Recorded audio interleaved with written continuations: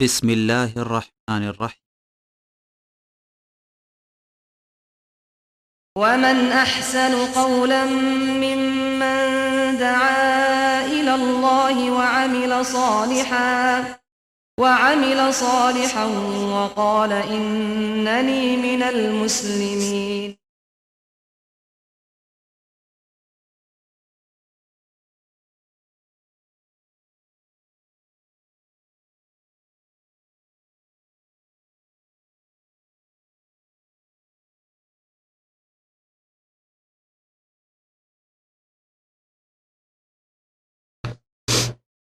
السلام عليكم ورحمة الله وبركاته.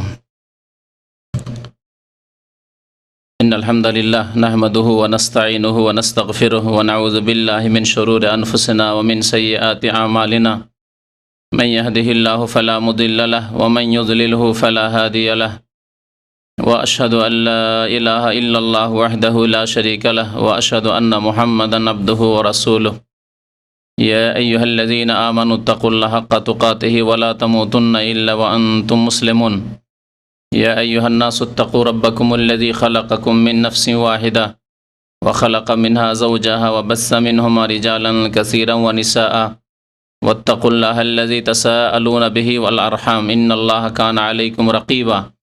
يا أيها الذين آمنوا اتقوا الله وقولوا قولا سديدا يصلح لكم أعمالكم ويغفر لكم ذنوبكم ومن يطع الله ورسوله فقد فاز فوزا عظيما. أما بعد فإن خير الحديث كتاب الله وخير الهدي هدي محمد صلى الله عليه وسلم وشر الأمور محدثاتها وكل محدثة بدعة وكل بدعة ضلالة وكل ضلالة في النار. أعوذ بالله من الشيطان الرجيم. بسم الله الرحمن الرحيم. أولئك الذين هدى الله فبهداه مقتده. وقال الله تعالى في موضع آخر وإذ ابتلى إبراهيم ربه بكلمات فأتمهن قال إني جاعلك للناس إماما قال ومن ذريتي قال لا ينال عهد الظالمين. মহান আল্লাহর সমস্ত প্রশংসা যে আল্লাহ পাক রব্বুল আলামিন আমাদেরকে সৃষ্টি করেছেন এবং আমাদের জন্য পূর্ণাঙ্গ জীবন বিধান নাজিল করেছেন। দরুদ ও সালাম নাজিল হোক প্রিয় নবী মুহাম্মদ রাসূলুল্লাহ সাল্লাল্লাহু আলাইহি ওয়াসাল্লামের প্রতি, যিনি এমন একটি দ্বীনের প্রচারের দায়িত্ব পালন করেছেন যেই দিনে জীবনের প্রতিটি ক্ষেত্রে দিক নির্দেশনা রয়েছে। এমন কোনো জীবনে কোনো সমস্যা আসতে পারে না যে সমস্যার সমাধান এই দ্বীনে ইসলামের নেই। এটি হচ্ছে দ্বীনে ইসলামের একটি সুন্দর বৈশিষ্ট্য, যার দিকে আকৃষ্ট হয়েছে বহু অমুসলিম এবং তাদেরকে আল্লাহ পাক দ্বীন ইসলাম কবুল করার তৌফিক দান করেছেন এই বিষয়টির দিকে লক্ষ্য করে। যদি অন্য ধর্মের সাথে তুলনা করে দেখা যায় তাহলে আপনি অন্য ধর্মগুলি দুই রকমের। কতক ধর্ম রয়েছে যেগুলির কিতাব আল্লাহ পাক নাজল করেছেন, কিন্তু সেই কিতাবগুলিকে সেই জাতিরা বিকৃত করে দিয়েছে। আসল রূপে সেই ধর্ম নেই যেভাবে আল্লাহ নাজল করেছেন। যেমন মূসা আলাইহিস সালামের নিয়ে আসা দ্বীন কিতাব তাওরাত এবং ঈসা আলাইহিস সালামের নিয়ে আসা দ্বীন কিতাব ইনজিল, এই কিতাবগুলিকে সেই জাতিরা ইহুদি এবং খ্রিস্টানরা বিকৃত করে দিয়েছে এবং তারা যে ধর্মের ওপরে রয়েছে সেটি তাদের অনেকটাই মন গড়া ধর্ম। আল্লাহ পাকের নাজেল করা ধর্মকে তারা যেহেতু বিকৃত করে ফেলেছে, কিতাবকে বিকৃত করে ফেলেছে, তবে বলা যেতে পারে যে সেই কিতাব, যেই কিতাবের নাম তাওরাত, যেই কিতাবের নাম ইনজিল, সেই কিতাব আল্লাহ নাজেল করেছিলেন, যদিও তারা বিকৃত করে ফেলেছে। আর কিছু ধর্ম রয়েছে যেগুলি মানুষের একেবারে রচিত, মানুষ রচনা করেছে। যেমন বৌদ্ধ ধর্মের গ্রন্থ, হিন্দু ধর্মের বেদ, এগুলি মানুষের রচিত, মানুষ রচনা করেছে। তো এই সমস্ত ধর্মগুলিকে একদিকে যদি মানুষ চর্চা করে দেখে যে এইসব ধর্মে মানব জীবনের সম্পর্কে কতটুকু দিক নির্দেশনা রয়েছে আর কতটুকু সমস্যার সমাধান দেওয়া হয়েছে, তাহলে দেখবেন যে সামান্য কয়েকটি উপাসনা আর বিশেষ কয়েকটি কথা কাজ ছাড়া আর তেমন কোনো দিক নির্দেশনা নেই। পারিবারিক কাঠামোর ক্ষেত্রে সেই ধর্মের পরিবার কেমন হবে এই সম্পর্কে কোনো দিক নির্দেশনা নেই। তাদের সমাজ কেমন হবে এ সম্পর্কে কোনো দিক নির্দেশনা নেই। সামাজিক ব্যবস্থা কেমন হবে ধর্মীয়, সে সম্পর্কে ধর্ম একেবারে চুপ রয়েছে। ধর্মে কোনো রকমের দিক নির্দেশনা দেওয়া হয়নি। অর্থনীতির ক্ষেত্রে কোনো দিক নির্দেশনা নেই, হালাল হারাম জায়েজ না জায়েজ। অর্থনীতি সম্পর্কে কোনো দিক নির্দেশনা নেই, কোনটি জায়েজ কোনটি জায়েজ নয়, কি উপার্জন করা যেতে পারে কি অর্জন করা যেতে পারে না, কোন ক্ষেত্রে ব্যয় করা যেতে পারে কোন ক্ষেত্রে ব্যয় করা যেতে পারে না। অর্থনীতি সে সম্পর্কে কোনো দিক নির্দেশনা নেই, না বেদে রয়েছে, না বৌদ্ধ ধর্মে রয়েছে, না তাওরাতে রয়েছে, না ইনজিলে রয়েছে। তেমন কিছু পাবেন না সেখানে গিয়ে।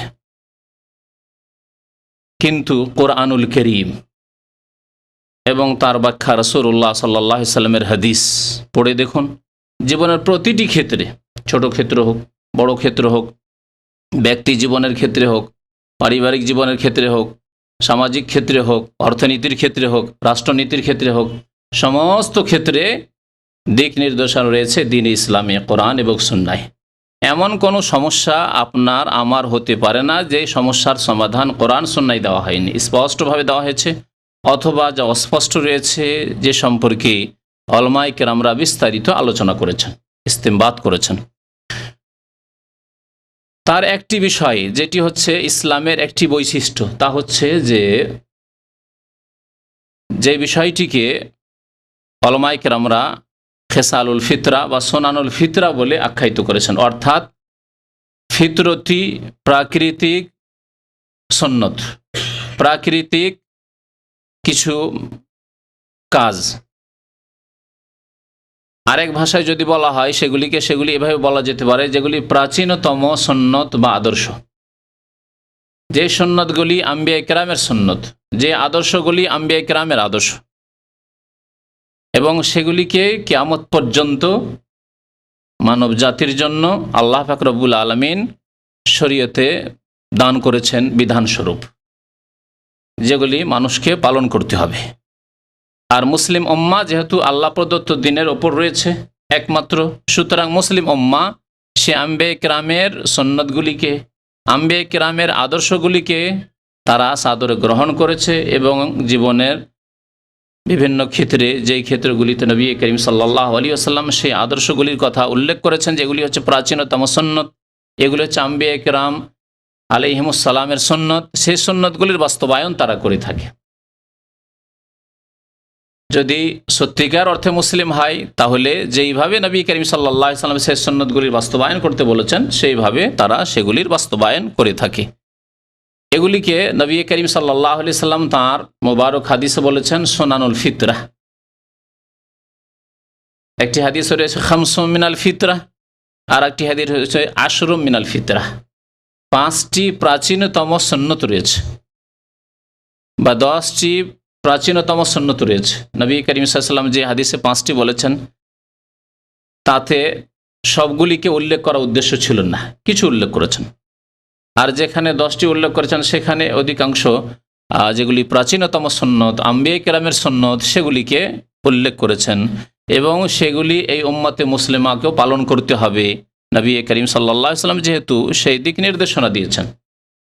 আল্লাহ পাক রব্বুল আলামিন সূরা আনআমের আয়াত নম্বর 90-তে আম্বিয়া কেরাম আলাইহিমুস সালাতু ওয়াস সালামের ইক্তিদা করতে বলেছেন, অনুকরণ করতে বলেছেন।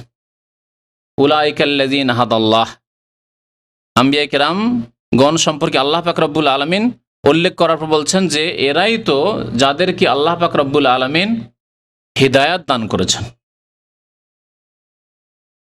18 জন আম্বিয়া কেরাম আলাইহিমুস সালামের কথা আল্লাহ পাক এই সূরায় এই আয়াতের পূর্বে উল্লেখ করেছেন কয়েকটি আয়াত।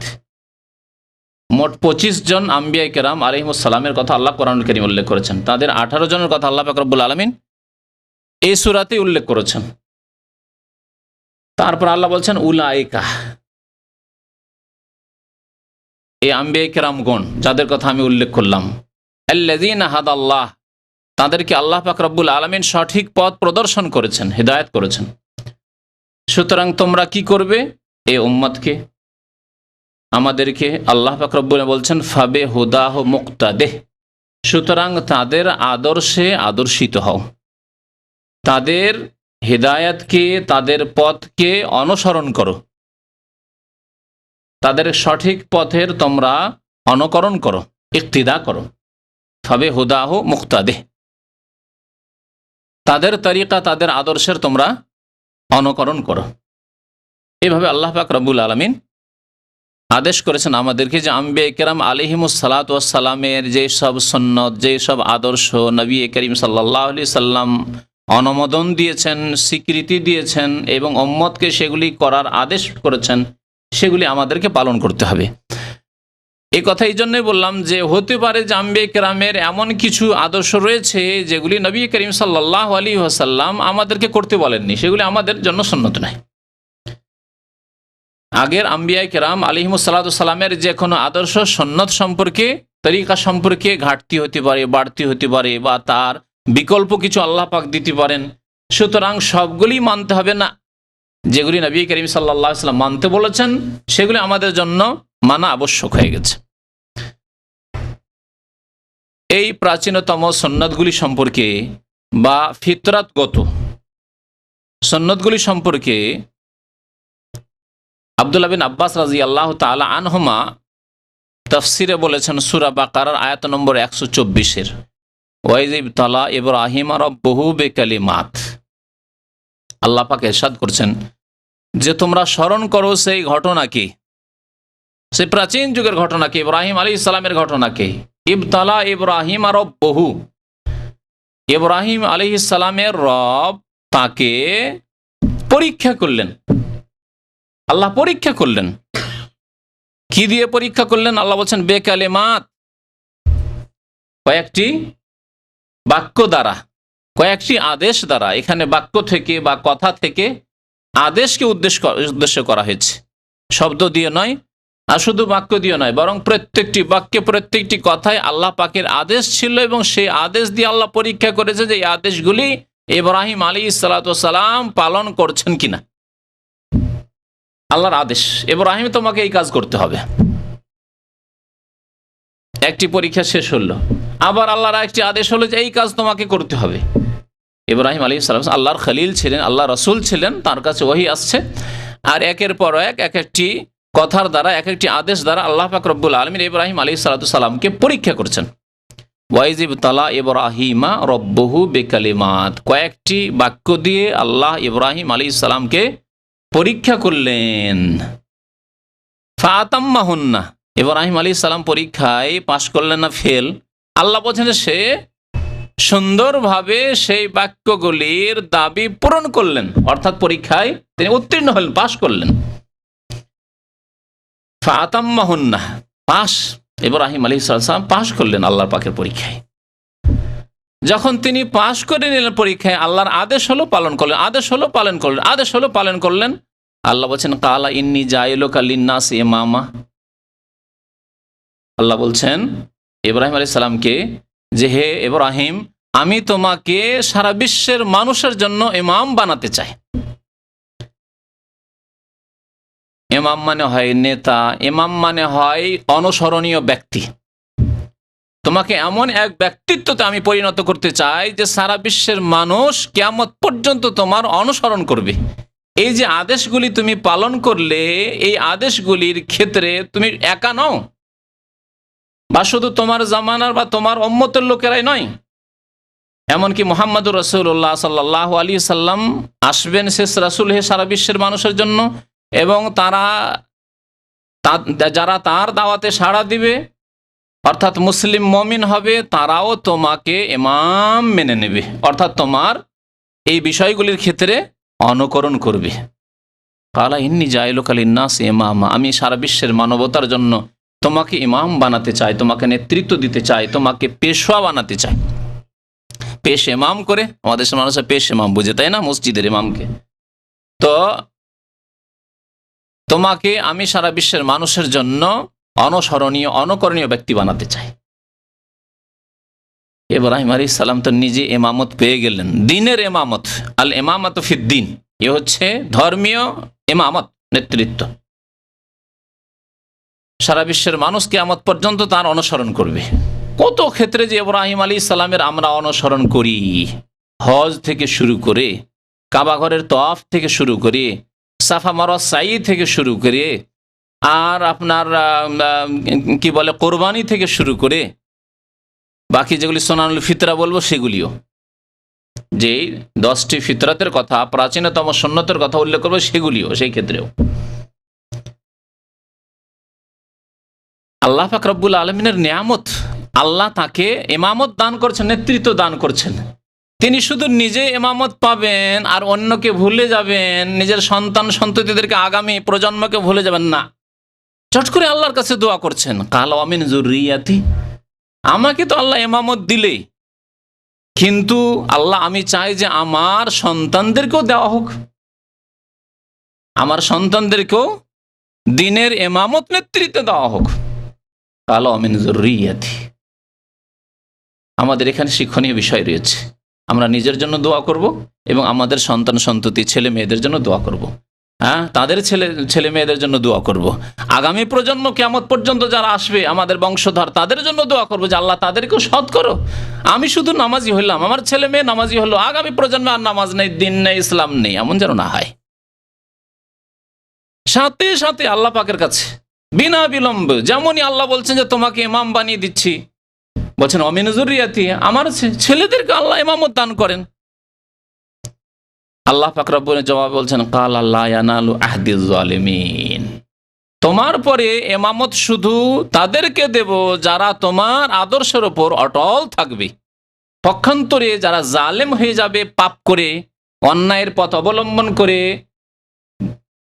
আল্লাহর আদেশের বিরুদ্ধাচরণ করে, রাসূলুল্লাহ সাল্লাল্লাহু আলাইহি সাল্লামের বিরুদ্ধাচরণ করে যারা পাপের পথ নেবে, যারা শিরকের পথ নেবে, যারা বিদাতের পথ নেবে, যারা বেনামাজি হওয়ার পথ নেবে, যারা গুনাহের পথ নেবে, যারা ফাসিকি কাজের পথ নেবে, তারা হচ্ছে জালেম। আল্লাহ বলছেন যে লা ইয়ানালু আহদিজ জালিমিন, আমার এই সম্মান, আমার এই যে নেতৃত্ব যে দান করব, এই নিয়ামত জালেম পাবে না, জালেম পাবে না।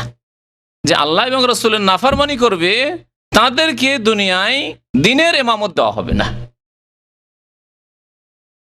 তারা সৎ অনুসরণীয় ব্যক্তি নয়, অসৎ।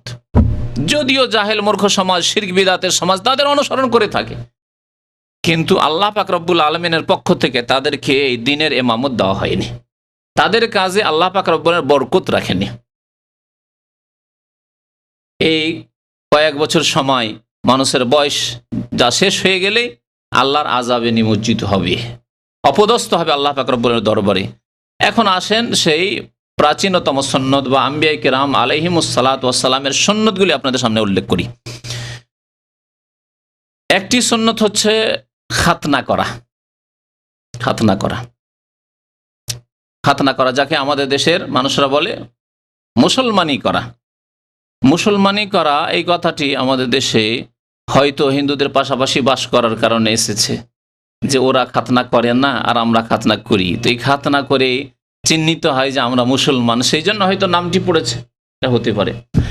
শুধু এখানেই ক্ষান্ত হয়নি, বরং এক শ্রেণীর লোকেরা মনে করে যে যেই দিন খাতনা করা হলো, আর যারা ওস্তাদগুলি যে আসে খাতনা করার জন্য, আসে না ওস্তাদগুলি, গ্রামে গ্রামে গিয়ে শহরে শহরে ওস্তাদ, এলাকা ভাগ করা আছে তাদের। বাংলাদেশে যেমন পীরেরা এলাকা ভাগ করে রেখেছে, যে এই গ্রাম হচ্ছে আমার, এই গ্রাম হচ্ছে আমার মুরিদান, ওই গ্রাম, ওই শহর, ওই অঞ্চল হচ্ছে আমার মুরিদান, এই ভাগ করে রেখেছে। তো ওই রকমই এই ওস্তাদগুলিও ভাগ করে রেখেছে, খাতনা করা ওস্তাদগুলি। এই খাতনা করা ওস্তাদেরা অনেকেই এইরকম মনে করে যে এই চামড়া না কাটলে মুসলমান হয় না। আর এইরকম মূর্খ মুসলিমদের এইরকমই ধারণা, আকীদা ঠিক নেই, শিরক বিদাত করে, কবর মাজারে সিজদা করে, বিদাত করে, নামাজ পড়ে না, কিন্তু যেহেতু চামড়া কাটা হয়ে গেছে, খাতনা হয়ে গেছে, মনে করে মুসলমান হয়ে গেছে। বাঙালি সমাজের মূর্খ মুসলমান দুটি কাজকে মুসলমান হওয়া মনে করে, একটি হচ্ছে এই খাতনা করা, আর একটি হচ্ছে গরুর গোশত খাওয়া। পাশাপাশি এমন লোকদের সাথে বাস করার কারণে যে যারা গরুকে গোমাতা বলে এবং তার পূজা করে, তাদের দেবী, সেই দেবীকে যারা খেতে পারে, আর দেবীকে খেয়ে ফেললাম তার মানে তো মুসলমান হয়ে গেলাম, এই এক মনে করে জাহেল মূর্খ সমাজ। আরেক মনে করে যে আমরা খাতনা করে নিলাম আর ওরা করেনি, সুতরাং মুসলমান হয়ে গেলাম, আর এর নাম মুসলমানি। এই মুসলমানি নামটি অনইসলামিক কথা, আসলে এটি মুসলমানি না, এটি হচ্ছে খাতনা। নবী সাল্লাল্লাহু আলাইহি ওয়াসাল্লাম খেতান বলেছেন। আর এটি ইসলামের এমন একটি কাজ এ সম্পর্কে ইখতিলাফ রয়েছে উলামায়ে কেরামের, আইম্মায়ে কেরামের ইখতিলাফ রয়েছে যে এটি ওয়াজিব কাজ না সুন্নত কাজ, দুটি মত রয়েছে। কিছু আইম্মায়ে কেরামদের নিকটে এটি হচ্ছে ওয়াজিব, আর অধিকাংশ আইম্মায়ে কেরাম বলছেন যে এটি হচ্ছে সুন্নাতে মুআক্কাদা, ছাড়লে গুনাহগার হবে কিন্তু ইসলাম নষ্ট হয়ে যাবে না। কেউ যদি খাতনা না করে গুনাহগার হবে, এবং তার আর সেই পেশাবের রাস্তার মধ্যে পেশাব থেকে যাওয়া আসার সম্ভাবনা রয়েছে, সাবালক হয়ে যাওয়ার পরে বীর্য মজি ইত্যাদি থেকে যাওয়ার সম্ভাবনা রয়েছে, সেই জন্য তার নাপাকির আশঙ্কা বেশি রয়েছে। আর নাপাকি থেকে যায় যদি, তাহলে তার এবাদত বন্দেগীর মধ্যে সর্বোত্তম এবাদত, সর্বশ্রেষ্ঠ এবাদত নামাজ তার কবুল হবে না, এসব বিষয় রয়েছে। কিন্তু খাতনা না হইলেই যে মুসলমান হবে না তা নয়। একজন লোক কালেমা পড়ে নিয়েছে আজকে, খাতনা হবে 6 মাস পরে বা 3 মাস পরে, তাই কি সে মুসলমান হয়নি? অবশ্যই মুসলমান। তো এটি মুসলমানই নয়, এটি হচ্ছে খাতনা করা। তবে খাতনা করা সুন্নাতে মুআক্কাদা অথবা ওয়াজিব, সুতরাং খাতনা অবশ্যই ছাড়া যাবে না। আর এই খাতনার সময়কাল যত বাল্যকালে করবেন তত ভালো উলামায়ে কেরামদের নিকট। যদি এটা 7 দিনে করে নিতে পারেন সবচেয়ে ভালো, আর না হলে যে কোনো সময় বাল্যকালে করে নিলে এতে কষ্টও কম হবে শিশুর, এবং তার সাথে সাথে আপনার তাড়াতাড়ি শুকিয়ে যাবে, বেশি সময় লাগবে না। তারপরে বড় হয়ে অনেক সময় খাতনা করলে এর বিভিন্ন রকমের ক্ষতির দিক রয়েছে। আমরা দেখেছি 8 বছর 10 বছরের ছেলে খাতনা করার জন্য জানে যে আজকে খাতনা হবে, কোথায় লুকিয়ে গেছে, খুঁজেই পায় না, ওস্তাদ এসে খুঁজেই পায় না তাকে। আবার ধরে নিয়ে এসছে, কোন রকম করে খাতনা করছে, আর কি অকথ্য ভাষায় গাল দিচ্ছে ওস্তাদকে, মাকে, বাপকে, সবাইকে গাল দিচ্ছে। কিন্তু 1 মাস 2 মাসের ছেলে, 6 মাসের ছেলে 1 বছর 2 বছরের মধ্যে যদি হয় তো এসব হবে না। এছাড়াও বহু ক্ষতির দিক রয়েছে, যেহেতু এতে আর বেশি সময় লাগানো যাচ্ছে না, তাই এখান থেকে শেষ করছি। তো খাতনা করা নবী করিম সাল্লাল্লাহু আলাইহি ওয়াসাল্লাম বলেছেন যে এটি একটি ফিতরাতের কাজ, এটি হচ্ছে প্রাচীন সুন্নাত। কেমন প্রাচীন সুন্নাত শুনুন, সহিহ বুখারীতে হাদিস রয়েছে যে ইব্রাহিম আলাইহিস সালামকে আল্লাহ যেসব পরীক্ষা করলেন তার একটি পরীক্ষা ছিল যে ইখতাতানা ইব্রাহিম আলাইহিস সালাম ওয়া উমরুহু 80 সানাহ, 80 বছর বয়সে, বৃদ্ধ বুড়া মানুষ। 80 বছরের মানুষ আজকাল বাঁচে না, সাধারণত খুব কমই পাবেন সমাজে। 80 বছর বয়সে আল্লাহ পরীক্ষা করছেন, সারা জীবন পরীক্ষায় চলছে। আগুনে ফেলার পরীক্ষা হইল, কত রকমের যে পরীক্ষা হলো। 80 বছর বয়সে বৃদ্ধ মানুষকে বলা হচ্ছে যে তুমি তোমার খাতনা করো। খাতনা করবে কে? নিজের খাতনা। যদি এরকম সাহস থাকে আর যদি মানুষ করতে পারে যে আমার খাতনা আমি করতে পারবো, তাহলে ইব্রাহিম আলাইহিস সালামের সুন্নত এটি। উলামায়ে কেরাম এই বিষয়টি নিয়ে আলোচনা করেছেন, কিন্তু সঠিকভাবে হইতে হবে এবং তার সাহস থাকতে হবে।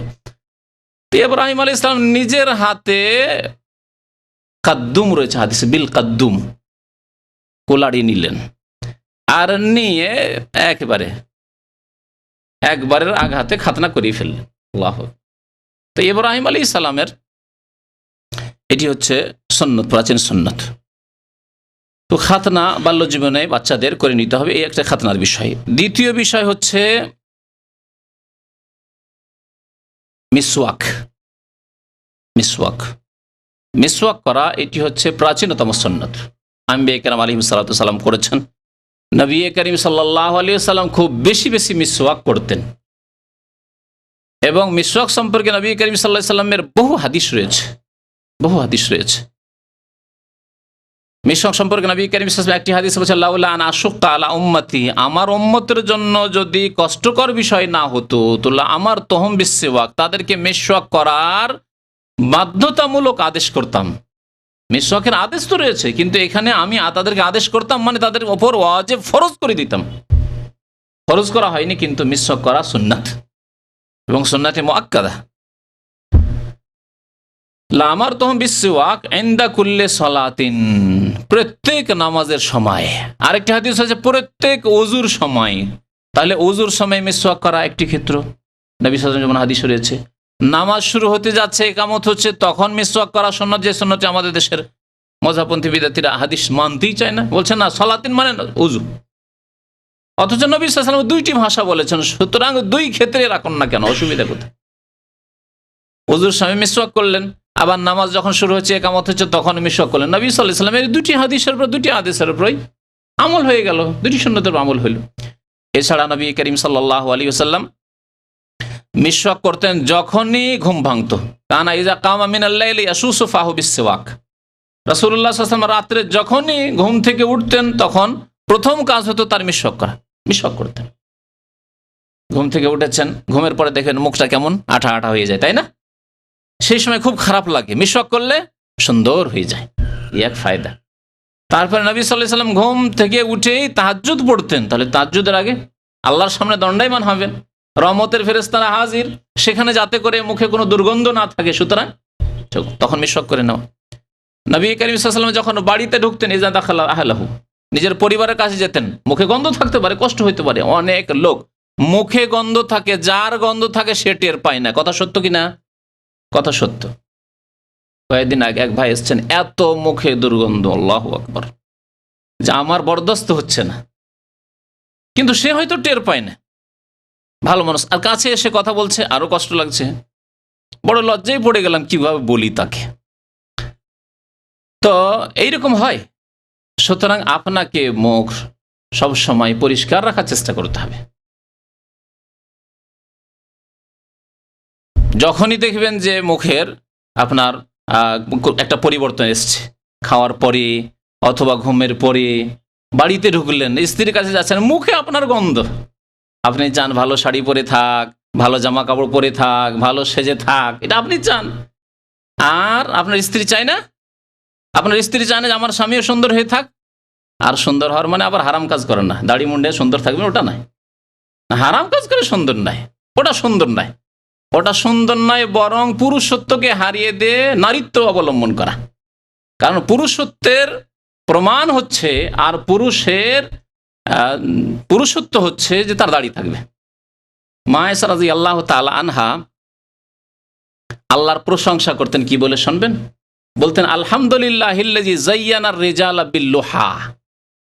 সে আল্লাহর যাবতীয় প্রশংসা, সে আল্লাহর লাখ লাখ শুকরিয়া, সে আল্লাহর হামদ ও সানা, যিনি পুরুষদেরকে অলংকৃত করেছেন, সাজ দান করেছেন কিসের? দাড়ির। যায়্যানার রিজালা, পুরুষদেরকে অলংকৃত করেছেন দাড়ি দ্বারা। তাহলে দাড়িতে সৌন্দর্য রয়েছে, পুরুষের পুরুষত্ব রয়েছে। তো কি বলছিলাম? মিসওয়াকের কথা। মিসওয়াক করতে হবে যাতে করে আপনার দ্বারা কাউকে কষ্ট না হয়, কোনো বন্ধু বান্ধবকে কষ্ট না হয়, আপনার স্ত্রীকে কষ্ট না হয়, আপনার আপনজনকে কষ্ট না হয়। আমরা কোনো বড় ব্যক্তির সাথে দেখা সাক্ষাৎ করতে হইলে কত রকমের সাজার চেষ্টা করি, কত রকম আতর সেন্ট, এই সেই, এগুলি সম্পর্কে আমরা সজাগ থাকি। তাহলে তার চাইতে বেশি কষ্টদায়ক হচ্ছে, আপনার শরীরের গন্ধ চাইতে কষ্টদায়ক হচ্ছে মুখের গন্ধ। মিসওয়াক এই জন্য, এমনকি রোজা অবস্থায়, সিয়ামের অবস্থায়, রোজার অবস্থা আমাদের দেশে অনেকে ভাবে যে না সকালবেলা মিসওয়াক করা যাবে না, ওই সন্ধ্যাবেলা করা যাবে। আবার কারো ফতোয়া আছে না সন্ধ্যাবেলা করা যাবে না, কারণ আল্লাহর নিকট ওই সন্ধ্যাবেলার ঘ্রাণ যেহেতু অত্যন্ত প্রিয়, মিসকে আম্বারের চাইতেও, সুতরাং ওই সময় করা যাবে না, এইরকম একটা মত আছে। সবগুলি ভুল কথা। রোজার অবস্থায় নবী করিম সাল্লাল্লাহু আলাইহি ওয়াসাল্লাম সকালে মিসওয়াক করেছেন, জোহরেও করেছেন, আসরে করেছেন, বিকালেও করেছেন, সন্ধ্যায় করেছেন, সবসময় করেছেন। রোজার অবস্থায়ও মিসওয়াক করবেন, যে কোনো সময় করবেন। তো এই ছিল একটি ফিতরাত বা প্রাচীন সুন্নাত, মিসওয়াক করা। মিসওয়াকের বিকল্প হিসাবে আজকাল যে ব্রাশ করছে, টুথপেস্ট, পেস্ট আর ব্রাশ ব্যবহার করা, বা পাউডার ব্রাশ, এসব ব্যবহার করা, ভালো কথা, এগুলি ব্যবহার করুক, কিন্তু মিসওয়াককে একেবারে উপেক্ষা করবেন না যে মিসওয়াক বাদই দিয়ে দিয়েছেন, মাসকে মাস, বছরকে বছর মিসওয়াকই নেই, আপনি শুধু ব্রাশ দিয়ে কাজ সারছেন না, তাহলে পুরোপুরি সুন্নত পালন হবে না। কারণ মিসওয়াক দিয়ে যে উপকারিতা রয়েছে, আপনার দাঁতের উপকার রয়েছে, আপনার মাড়ির উপকার রয়েছে, তারপরে যেভাবে পরিষ্কার পরিচ্ছন্ন হবে, তা ব্রাশ দিয়ে হবে না, হবে না। সুতরাং মিসওয়াক করে, মিসওয়াকের ক্ষেত্রে যা আপনার লব্ধ হয়, আমাদের দেশে নিমের মিসওয়াক রয়েছে, এছাড়া আর কোনো গাছের হইতে পারে যেটা নরম হবে, যেটা আপনার মাড়ির ক্ষতি করবে না, মাড়িকে আহত করবে না, এরকম যে কোনো ডালের মেশক হতে পারে, কাঁচা নরম হলে ভালো। আর একটি প্রাচীন সুন্নত, আম্বিয়া কেরামের সুন্নত হচ্ছে হালকুল আনা। হাদিসগুলি পরে একবারই পড়ে দেব। তা হচ্ছে নাভির নিচের লোম পরিষ্কার করা। এই ক্ষেত্রে নবী করিম সাল্লাল্লাহু আলাইহি ওয়াসাল্লাম কি বলেছেন? হালকুল আনা বলেছেন। হালাক মানে হচ্ছে মুন্ডন করা, হালাক মানে হচ্ছে মুন্ডন করা, আর আনা মানে হচ্ছে নাভির নিচে যে লোম থাকে। নাভির নিচের অর্থ একবার নাভির নিচেই থেকে জরুরি না। এই ক্ষেত্রে উলামায়ে কেরামরা এই হাদিসের ব্যাখ্যা বলেছেন যে লজ্জা স্থানের চারিদিকে যে লোম থাকে তা হচ্ছে আনা, সেটা পরিষ্কার করতে হবে। লজ্জা স্থানের চারিদিকে যে লোম থাকে সেটা পরিষ্কার করতে হবে, সেটা পুরুষের হোক অথবা মহিলার হোক। এই মাসলা জেনে রাখা জরুরি। আরেকটি বিষয় যেটা জানা জরুরি সেটা হচ্ছে যে কিছু আলেমদের মত রয়েছে যে পায়খানা যে রাস্তা রয়েছে তার চারিদিকেও যে লোম হয় সেটা এর অন্তর্ভুক্ত কিনা। কিছু আলেমগণ এই মত পোষণ করে যে সেটাও এর অন্তর্ভুক্ত, সেটাও মুন্ডন করতে হবে, সেটাও সাফ করতে হবে, কিন্তু এর স্পষ্ট কোনো প্রমাণ নেই। তাই যারাই বলেছে তারা হয়তো এর উপরে কেয়াস করেছে যে লজ্জা স্থানের চারিদিকের লোম যখন পরিষ্কার করতে হবে তো পায়খানা রাস্তা আর তারও চারিদিকের যে লোমগুলি রয়েছে সেগুলি পরিষ্কার করতে হবে। কিন্তু যেহেতু স্পষ্ট কোনো হাদিসে দলিল নেই, সুতরাং এটা জরুরি নয়। জরুরি বা সুন্নতি মুআক্কাদা যেটা হচ্ছে সেটা হচ্ছে যে লজ্জা স্থানের চারিদিকে যে লোমগুলি রয়েছে সেগুলি পরিষ্কার করতে হবে। এটি হচ্ছে নবী করিম সাল্লাল্লাহু আলাইহি সাল্লামের হাদিসের অর্থ। আর তা মুন্ডন করার কথা নবী করিম সাল্লাল্লাহু আলাইহি সাল্লাম বলেছেন। আজকালকার জামানা উন্নত হয়েছে, মুন্ডন না করে যদি এই ক্ষেত্রে ক্রিম ব্যবহার করে, সে পুরুষ হোক অথবা মহিলাই হোক, ক্রিম ব্যবহার করে এবং তাতে মুন্ডনের কাজ হয়ে যায় বা তার চাইতে ভালোভাবে কাজ হয় তো কোনো অসুবিধা নেই, এবং স্বাস্থ্যগত কোনো অসুবিধা না থাকে তো কোনো অসুবিধা নেই, তার দ্বারাও ইনশাআল্লাহ তাআলা এই সুন্নত আদায় হয়ে যাবে। 4 নম্বর বিষয় হচ্ছে নাতফুল ইবত, বগলের নিচের লোমগুলি নাতফ বলেছেন। এই ক্ষেত্রে হালাক বলেননি নবী করিম সাল্লাল্লাহু আলাইহি সাল্লাম। নাতফ মানে হচ্ছে ছিঁড়ে ফেলা, উঠিয়ে ফেলা, উঠিয়ে ফেলা বা উপড়িয়ে ফেলা। তো নাতফ এটি হচ্ছে নবী সাল্লাল্লাহু আলাইহি সাল্লামের আদেশ। এই আদেশের ওপর যদি আমল করা সম্ভব হয়, আর আজকালকার অধিকাংশ মানুষ এর ওপর আমল করে না বা করতে পারে না, কারণ প্রথম এই ক্ষেত্রে অভিজ্ঞতা, প্রথম কষ্ট হবে, কিন্তু যদি আপনি এতে অভ্যস্ত হয়ে যান তাহলে এটা একেবারে দুর্বল থাকবে, সুতরাং পরে আর কষ্ট হবে না। এটি আমার কথা নয়, বেশ কিছু উলামায়ে কেরামরা এই হাদিসের ভাষ্য করতে গিয়ে বলেছেন যে প্রথমখানে কষ্ট লাগবে, কিন্তু পরবর্তীকালে যেহেতু ওতে অভ্যস্ত সেটা আর শক্ত হয় না। কিন্তু 1, 2 বার 4 বার যদি কেউ মুন্ডন করে ফেলে তারপরে কিন্তু উপড়িয়ে ফেলা খুব মুশকিল হয়ে যাবে, কারণ সেটা বেশি শক্ত হয়ে যাবে, বেশি খসখসে হয়ে যাবে, তখন সেটাকে আর বেশি ঘন হয়ে যাবে, যার ফলে সেটাকে উপড়িয়ে ফেলা খুব কষ্টকর হবে। কিন্তু যারা শুরু থেকেই উঠিয়ে ফেলা বা উপড়িয়ে ফেলা অভ্যস্ত তাদের পক্ষে কোনো অসুবিধা নেই। এটি হচ্ছে আদেশ। যদি কেউ পালন না করতে পারে আর সেটা মুন্ডনও করে তাতে কোনো অসুবিধা নেই, অথবা ক্রিমও ব্যবহার করে তাতেও কোনো অসুবিধা নেই, চলবে। এ হচ্ছে নবী করিম সাল্লাল্লাহু আলাইহি সাল্লামের আদেশ পালন, বগলের নিচের লোমগুলিকে পরিষ্কার করা। 5 নম্বরের আদেশ হচ্ছে তাকলিমুল আজফার, অর্থাৎ নখ কাটা। এই ক্ষেত্রে নখকে কি করতে বলা হয়েছে? কাটতে বলা হয়েছে। এটি হচ্ছে আম্বিয়া কেরামগণের সুন্নত, এটি হচ্ছে নবী করিম সাল্লাল্লাহু আলাইহি সাল্লামের আদেশ, এ হচ্ছে সাহাবাই কেরামের আদর্শ, এ হচ্ছে সাহাবিয়াত রাদিয়াল্লাহু আনহুম আজমাইন তাদের আদর্শ।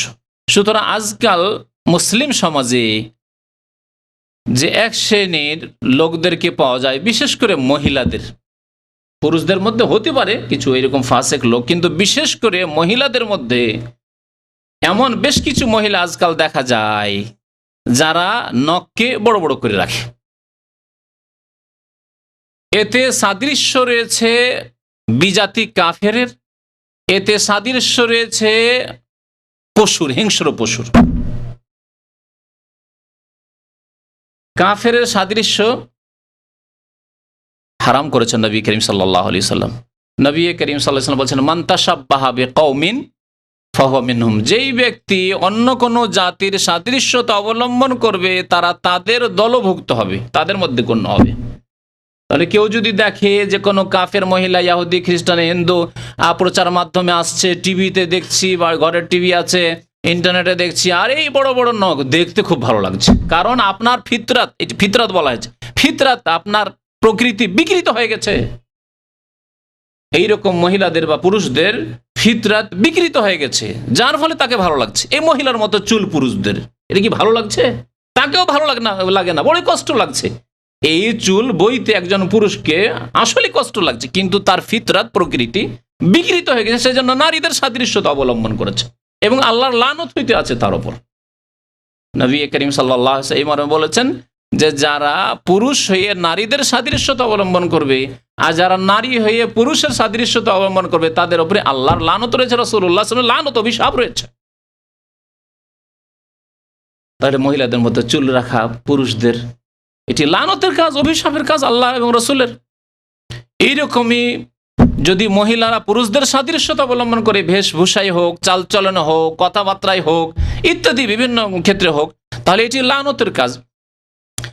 তাহলে যদি একজন মহিলা পুরুষের সাদৃশ্যতা অবলম্বন করলেই তার উপরে লানত হয়, আমি যে কথাটি আপনাদের কাছে স্পষ্ট করতে চাই, তাহলে সে যদি কোনো মুসলিম পুরুষেরও সাদৃশ্যতা অবলম্বন করে লানত হবে না? হবে না? একজন মহিলা মুসলিম পুরুষের সাদৃশ্যতা অবলম্বন করেছে,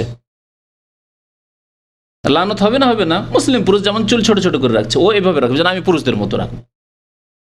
হ্যাঁ, মুসলিম পুরুষরা প্যান্ট শার্ট পরছে, মহিলা প্যান্ট শার্ট পরে, তাহলে লানত হবে না? হবে না? জি। তাহলে যখন এতে লানত হবে, আচ্ছা ওই রকমই লেবাস পোশাকের ক্ষেত্রে পুরুষদের যেগুলি পোশাক রয়েছে, বললাম অন্য পোশাকও হইতে পারে, পাঞ্জাবি পায়জামা হইতে পারে, আর কিছু হইতে পারে, লুঙ্গিও হইতে পারে, যেগুলি যে সমাজে পুরুষদের পোশাক, সেগুলি পরলে লানত হয়ে যাবে, যদিও মুসলমানের। তাহলে কেউ যদি কাফেরদের সাদৃশ্যতা অবলম্বন করে তার উপর লানত হবে না? হবে না? মহিলারা কাফেরদের অনুকরণ করে নখ বড় করে রাখছে, তাহলে এটি লানত, অভিশাপের কাজ। তারপরে হিংস্র পশু, বিড়াল, কুকুরের মতো, বাঘের মতো নখ, এগুলিকে নখ কাটে কোনো সময়? কুকুর, শৃগাল, বিড়াল এসব নখ কাটে কি? কাটে না। আর এই মহিলাও নখ কাটে না, বড় করে রেখেছে। হিংস্র পশুর নখের প্রয়োজন আছে, কারণ সে শিকার করে খাবে, এই নখ দিয়ে ধরবে, হ্যাঁ, তার নখ আছে, তার নখ কাটানোর আল্লাহ দায়িত্ব দেয়নি। আর আল্লাহ এই মুসলিম মহিলাদেরকে নখ কাটতে বলছে, এরা নখ কাটছে না, তাহলে হিংস্র পশুরও সাদৃশ্যতা রয়েছে, এটিও গুনার কাজ এবং নিকৃষ্ট নোংরা কাজ। নিজে থেকে সে চতুষ্পদ জন্তু হতে চায়। আল্লাহ বলছেন উলাইকা কাল আনআম বাল হুম আযাল, যাদের বিবেক বুদ্ধি থাকা সত্ত্বেও, নখ কাটার ক্ষমতা থাকা সত্ত্বেও, শরীয়ত তাদের জন্য আমি নাজেল করেছি, দিনের বিধান নাজেল করেছেন, তা সত্ত্বেও যদি হাইওয়ান, চতুষ্পদ জন্তুর মতো, হিংস্র পশুর মতো হয়, কাল আনআম, এরা চতুষ্পদ জন্তুর মতো শুধু নয়, বাল হুম আযাল, বরং তার চাইতেও নিকৃষ্ট, তার চাইতে।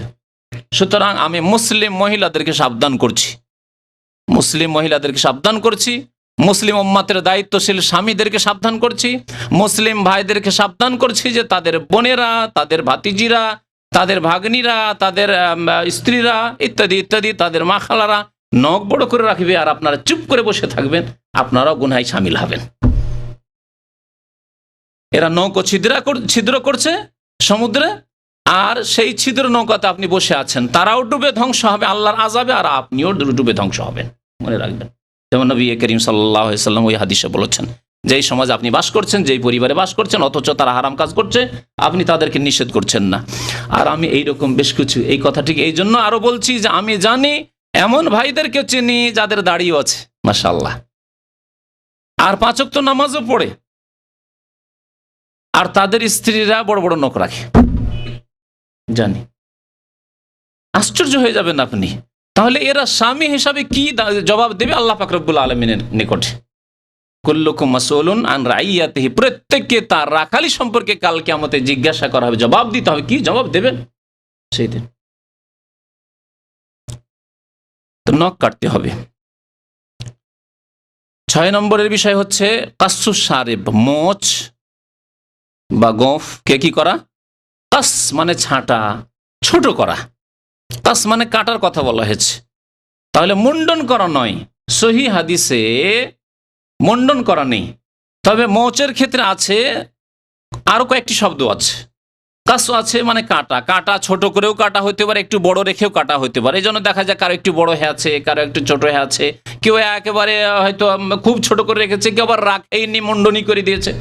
মুসলিম সমাজে বিভিন্ন রকম অবস্থা দেখা যায়। এই ক্ষেত্রে আরেকটি শব্দ এসছে নবী করিম সাল্লাল্লাহু আলাইহি ওয়াসাল্লামে, তা হচ্ছে আনহেকুস শাওয়ারিব ওয়াফুল্লোহা। ওয়াফুল্লোহা মানে দাড়িকে বাড়াও, এবং আনহেকু মানে খুব বেশি করে কাটো। আর আরেকটি হাদিস আছে আহফু, অর্থাৎ একেবারে ছোট করে দেওয়া, খুব বেশি করে ছাঁটা বা কাটা। তাহলে এই হাদিসগুলির আলোকে একেবারে ছোট করে রাখতে পারেন, কিন্তু কেচি দিয়েই কাটার কথা বলা হয়েছে, এগুলিতে মুন্ডন করার কথা বলা হয়নি। সুতরাং মুন্ডন করা সুন্নত নয়, বরং সুন্নত হচ্ছে মোচের ক্ষেত্রে কেচি ব্যবহার করা বা ছোট করা, যতটুকুই ছোট করেন। তবে কাফের সাদৃশ্য না হয়, এত বড় করে রাখবেন যে কাফেরদের অগ্নিপূজকদের সাদৃশ্য। এক শ্রেণীর অমুসলিমরা রয়েছে যারা বড় করে রাখে। আজকাল মুসলিম সমাজে এইরকম অনেক লোক রয়েছে, আর জাতির নাম ধরেই বলে লাভ কি? এতটুকু যথেষ্ট যে যার রয়েছে এইরকম বড় মোচ রয়েছে, সেই ব্যক্তি কাফের সাদৃশ্যতা অবলম্বন করে। এই ক্ষেত্রে মনে রাখতে হবে, মান তাশাব্বাহা বিকওমিন ফাহুয়া মিনহুম। বিশেষ করে দাড়ি নেই আর তার সাথে মোচ এত বড়, বা দাড়ি আছে দাড়ি মোচ সমান, আছে না কিছু লোক এরকম? দাড়ি নেই, মোচ বড়, খুব পাক দিয়ে রেখেছে, আর না হলে দাড়ি মোচ সমান সমান, সাওয়া সাওয়া, একেবারে সমান। দাড়ি একেবারে না, দাড়ি রেখেছি কিছু, কিন্তু দাড়ি মোচ সমান। আবার এমন আছে বড় দাড়ি আর বড় মোচ, ওটাও ছেড়ে দিয়েছে, রবীন্দ্রনাথ ঠাকুরওয়ালা দাড়ি মোচ। হ্যাঁ, হিন্দুদের সাধুদের দাড়ি মোচ না, জায়েজ নয়। মোচ ছোট থাকতে হবে। সাহাবী আব্দুল্লাহ বিন উমর রাদিয়াল্লাহু তাআলা আনহুমা মিসওয়াক রাখতেন। তখনকার জামানায় তো এইরকম এত উন্নত মানের কেচি বা কাটার ব্যবস্থা তো ছিল না, আর সেলুনি বা কোথায়, আর নিজেই কাটত। তো মিসওয়াক রেখে দিয়ে কাটতেন তিনি। তাহলে চিকন মিসওয়াক রেখে দিয়ে যতটা থাকে এতটা রাখলে ঠিক আছে, কিন্তু এত বেশি থাকবে যেটা পানি খাওয়ার সময় আপনার, যদি আমাদের সবার এই ক্ষেত্রে একটা ফতোয়া আছে যে মোচের পানি হারাম, এটি হচ্ছে রাওয়াহু মুসলিমুন, মানে কি মুসলমানদের কথা। এর অর্থ হলো মুসলমানদের কথা, এটি কোরআন হাদিসের কথা না, মূর্খ মুসলমানদের কথা। রাওয়াহু মুসলিমুন জাহিলুন, মূর্খ মুসলমানদের কথা, মোচের পানি হারাম। বাকি কথা হলো যে এইরকম থাকবে না যে একবারে আপনার ঠোঁট চাইতে বেশি বেড়ে চলে আসছে, না, ওর চাইতে ছোটই থাকবে। তো এইভাবে মোচ থাকতে হবে। তো মোচ কাটাই হচ্ছে সুন্নত। ইমাম মালিক রহমতুল্লাহ আলাইহি মোচকে একেবারে মুন্ডন করাকে আপত্তিকর মনে করতেন। তিনি বলতেন না, এটা ঠিক নয়, এটা নিষিদ্ধ। তো নিষেধ করতেন তুমি শক্তভাবে। আর একটি বিষয় হচ্ছে প্রাচীনতম সুন্নত, আম্বিয়া কেরাম আলাইহিমুস সালাতু ওয়াস সালামের সুন্নত, তা হচ্ছে দাড়ি বাড়ানো, ইফাউল লাহিয়া। নবী করিম সাল্লাল্লাহু আলাইহি সাল্লামের এই ক্ষেত্রে বহু হাদিস রয়েছে, আর সবগুলি আদেশ সূচক হাদিস। আদেশ করেছেন নবী করিম সাল্লাল্লাহু আলাইহি সাল্লাম। বলুন যে আল্লাহর নবী যদি আদেশ করেন, সে আদেশ পালন করা সুন্নত। ভাই বলছেন সুন্নত, সুন্নত মানে করতেও পারেন নাও করতে পারেন, সুন্নত মানে ছেড়ে দিলে কোনো গুনাহ নেই, এরকম কি না? যদি না পালন করেন তো গুনাহ হবে। আচ্ছা, তারপরে নবী করিম সাল্লাল্লাহু আলাইহি ওয়াসাল্লামের এটিও আদেশ যে তোমরা, সেই যুগে যেহেতু পাশাপাশি কাফের অগ্নিপূজক মজুসরা পারস্য দেশে বাস করতো, ইরানে অগ্নিপূজক ছিল, ওরা দাড়ি মুন্ডন করতো, দাড়ি কাটতো, দাড়ি মুন্ডন করতো। নবী সাল্লাল্লাহু আলাইহি ওয়াসাল্লাম বলছেন খালিফুল মজুস, তোমরা অগ্নিপূজকদের বিরোধিতা করো। তারপরে ভারত উপমহাদেশ সম্পর্কে, হিন্দুদের সম্পর্কে নবী সাল্লাল্লাহু আলাইহি ওয়াসাল্লামের কাছে জানা ছিল তার, তাই তিনি বলেছেন আরেকটি হাদিসে খালিফুল মুশরিকিন, মুশরিক যারা অগ্নিপূজক মুশরিক হোক আর পৌত্তলিক হিন্দু মুশরিকই হোক, তাদের বিরোধিতা করো। ফাইন্নাহুম ইয়াহলিকুনা লিহাহুম, কারণ তারা দাড়ি মুন্ডন করে, তোমরা মুন্ডন করবে না। তাহলে নবী করিম সাল্লাল্লাহু আলাইহি ওয়াসাল্লাম এই আদেশগুলি পালন করা জরুরি নয় কি? অবশ্যই জরুরি। আর আমার এই বিষয় সম্পর্কে 1.5 ঘন্টার একটা বক্তব্য আছে, দীর্ঘদিন আগের বক্তব্য আছে, যে ভাইরা এই বিষয়ে আর এর চাইতে বেশি জানতে চান, তাদের জন্য যথেষ্ট তাদের দলিল প্রমাণ কোরআন হাদিস থেকে রয়েছে। সুতরাং দাড়ি সম্পর্কে জানার জন্য ওই বিষয়টি আপনারা শুনবেন, আশা করি বিস্তারিত জানতে পারবেন। তাহলে দাড়ি প্রাচীনতম সুন্নত। আম্বিয়া কেরাম আলাইহিমুসসালাতু ওয়াসসালাম সবাই দাড়ি রাখতেন। এমন কোন ব্যক্তি দেখান আম্বিয়া কেরামদের অনুসারী সাথী, আরে রাসূলুল্লাহ সাল্লাল্লাহু আলাইহি ওয়াসাল্লামের সাহাবায়ে কেরাম তো বাদ দেন, ঈসা আলাইহিস সালামের কোন সাথী, মুসা আলাইহিস সালামের সাথী, ইব্রাহিম আলাইহিস সালামের সাথী, নূহ আলাইহিস সালামের সাথী সঙ্গী সাহাবী, তাদের মধ্যে এমন কেউ ছিল যার দাড়ি ছিল না? দেখাতে পারবেন? কোথাও পাবেন না। দাড়িতেই রয়েছে সৌন্দর্য। আসলে পুরুষদের সৌন্দর্য রয়েছে দাড়িতে রয়েছে। এছাড়াও দাড়িতে বহু উপকারিতা রয়েছে। আমাদের আমি এক মাস্টারের কাছে ইংলিশ পড়েছিলাম, তো বেশ শিক্ষিত মাস্টার ছিলেন উনি। তো উনি অনেকগুলি উপকারিতা, মেডিকেল উপকারিতা, দুনিয়ার পার্থিব উপকারিতা বর্ণনা করেছিলেন। তার মধ্যে দাঁতের উপকারিতা, মাড়ির উপকারিতা, তার বিভিন্ন ক্যান্সার থেকে বাঁচা, তারপরে স্কিন ডিজিজ যেগুলিকে বলা হচ্ছে যে চামড়া রোগ, চর্মরোগ থেকে হেফাজত, ইত্যাদি ইত্যাদি বহু। এই যে আপনার ব্লেড চালিয়ে এগুলি একেবারে খুব ক্ষতিগ্রস্ত হয়ে যায়, এই মুখমণ্ডল ক্ষতিগ্রস্ত হয়ে যায়। দুনিয়ার দিক দিয়েও দেখলেও ফায়দা রয়েছে, আর আল্লাহ পাক এবং তার রাসূলের প্রত্যেকটি বিধানে দুনিয়ারও ফায়দা রয়েছে আর আখিরাতেরও ফায়দা রয়েছে, এতে কোনো সন্দেহ নেই। আল্লাহর নবী শুধু পরলৌকিক কল্যাণ নিয়ে আসেননি, দুনিয়ারও কল্যাণ নিয়ে এসেছেন। তাই দুয়াই ছিল, রব্বানা আতিনা ফিদ দুনিয়া হাসানা ওয়া ফিল আখিরাতি হাসানা, আল্লাহ আমাদেরকে দুনিয়ারও মঙ্গল দান করো, ওয়া ফিল আখিরাতি হাসানা, আখিরাতেরও কল্যাণ দান করো, ওয়া কিনা আযাবান্নার, জাহান্নামের আযাব থেকে আমাদেরকে রেহাই দান করো।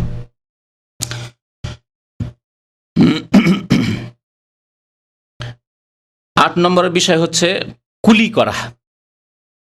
যে হাদিসটিতে 10টি প্রাচীনতম সুন্নত বলা হয়েছে, তার মধ্যে একটি হচ্ছে কুলি করা, ওযুর মধ্যে কুলি করা। জি,